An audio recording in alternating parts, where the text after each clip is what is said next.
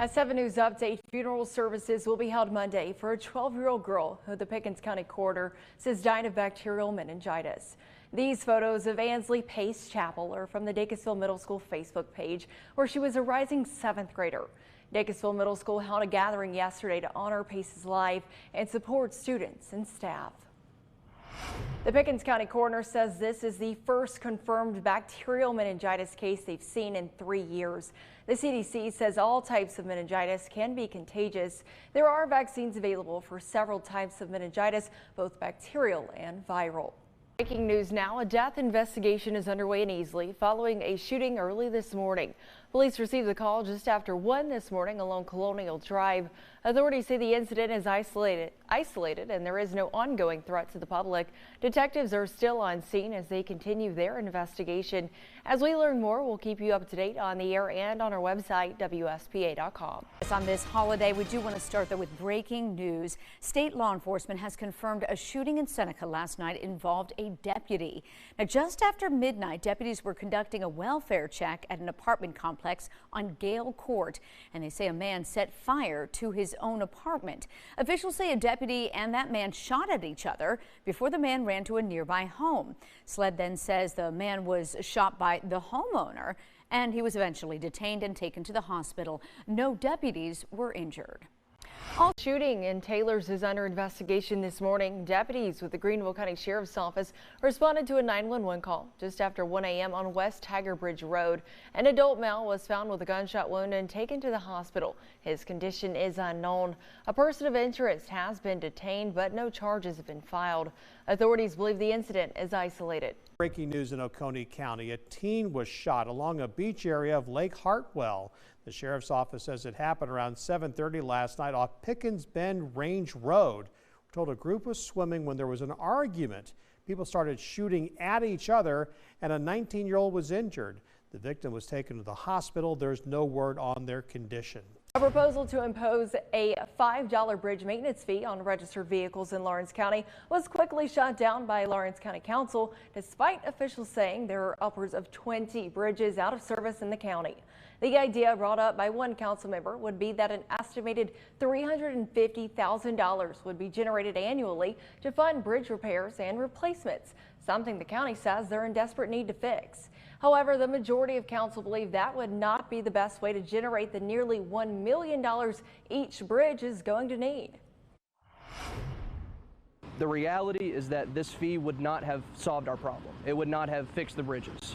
It would have taken at least 3 to 5 years before the county could raise enough money to even see any repairs. So this would not have solved the problem overnight by any means. Lane tells 7 News Lawrence County residents currently pay a $25 bridge maintenance fee on their registered vehicles for bridge maintenance.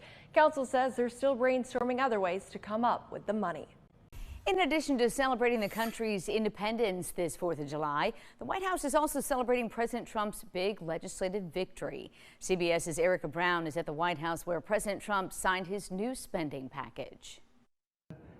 What we've done is put everything into one bill. During a 4th of July celebration at the White House, President Trump signed the One Big Beautiful Bill Act into law.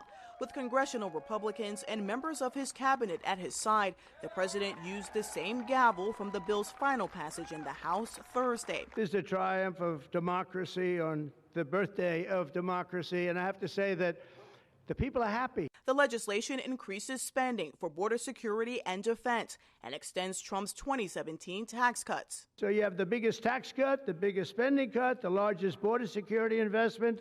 The new law also makes steep cuts to safety net programs, including SNAP, the Food Assistance Program, and Medicaid. The nonpartisan Congressional Budget Office estimates the package will add more than $3 trillion to the deficit over the next decade, and close to 12 million people could lose their health coverage. During the Independence Day celebrations, U.S. military fighter jets roared over the White House, marking the nation's 249th birthday. The president also invited the B-2 pilots who flew the bombing mission on Iran's nuclear sites in June. We owe you everything. Great job. The celebrations wrapped Friday night with President Trump and his guests enjoying a fireworks display. Erica Brown, CBS News, Washington. The legislation includes tougher restrictions on Medicaid, which provides government-sponsored health care for low-income and disabled Americans. The bill imposes work requirements for some able-bodied adults and more frequent eligibility checks. Fireworks just wrapped up here at Fifth Third Park, closing out the first Red, White, and Boom celebration held at the home of the Spartanbergers. The 4th of July started with a baseball game. Vendors gave out patriotic gear to get the fans hyped. Families were decked out in red, white, and blue. We spoke to people who tell us they look forward to celebrating the 4th of July every year. And we happen to be season ticket holders.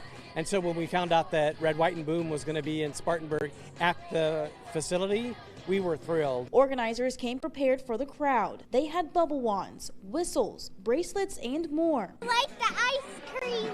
Oh, and yes, food was definitely a fan favorite. Best spot is the burger spot over there. It's got really good burgers. It's the first time the Red, White, and Boom fireworks show has been hosted at Fifth Third Park. People from out of town say they wanted to join in on the fun. I'm here to see what Spartanburg is all about and just to spend time with my family. The night ended with what locals say was an incredible fireworks show. Happy birthday, America.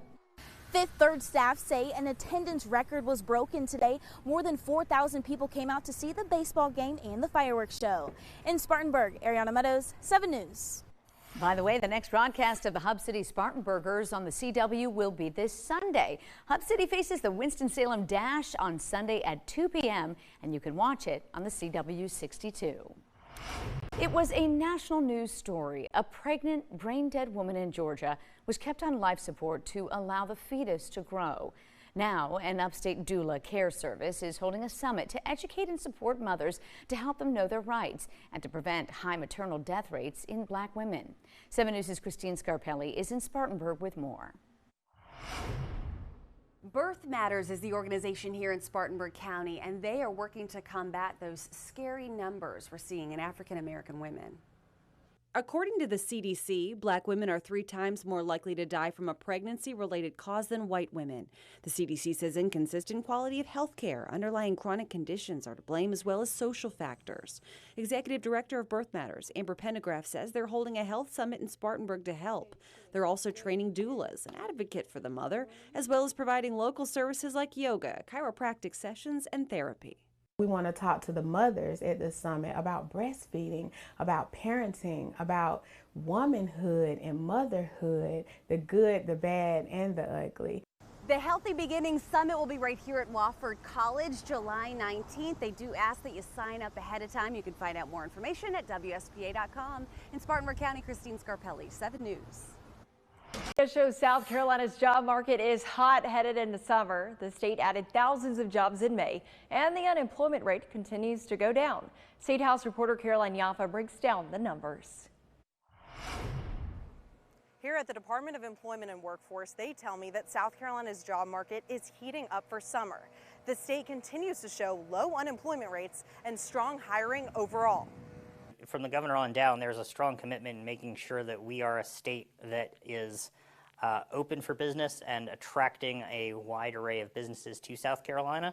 And we've certainly seen that. New data from the Department of Employment and Workforce shows the number of people employed in South Carolina keeps rising. It shows the upstate and the low country have the lowest unemployment rates, and the Midlands is seeing steady economic growth. You have not seen the extremely high rates of population growth that you've seen in Greenville and Charleston and elsewhere. You have a more stable economic environment because so much of the employment is based around state government and USC and hospital systems and things like that. There are also places people can go to actually find jobs. South Carolina is connecting you with the amazing companies that are hiring in this area. Depending on what kind of job you're looking for, we have it at SC Works. She says she loves seeing people proud to be working in South Carolina. Many job seekers leave our job fairs and tell me, Katie, I've got an interview scheduled after this. And so that is one way we really connect people straight with the employer versus just applying online. The South Carolina Department of Employment and Workforce says the estimated number of unemployed people in the state has decreased to around 105,705, down from approximately 106,470 in April.